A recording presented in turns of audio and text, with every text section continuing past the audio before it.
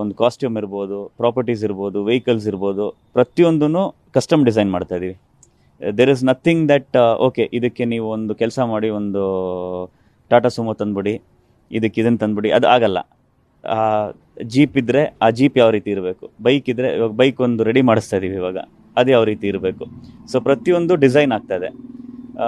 But ಯಾವ ರೀತಿ ಆಗ್ತಾಯಿದೆ ಅನ್ನೋದು, ಯಾವ ಒಂದು ಡೈರೆಕ್ಷನ್ ನಾವು ಹೋಗ್ತಾ ಇದೀವಿ ಅನ್ನೋದು ನಮ್ಮದು ಒಂದು ಟೀಸರ್ ಥರ ಒಂದು ಪ್ಲ್ಯಾನ್ ಮಾಡ್ತಾ ಇದೀವಿ. ಅದರಲ್ಲಿ ಐ ಥಿಂಕ್ ಇನ್ನೊಂದು ಸ್ವಲ್ಪ ಕ್ಲಾರಿಟಿ ಕೊಡ್ತೀವಿ ನಾವು ಯಾವ ರೀತಿ ಪ್ಲ್ಯಾನ್ ಮಾಡ್ತಾಯಿದ್ದೀವಿ ಪ್ರಪಂಚನ ಅಂತ.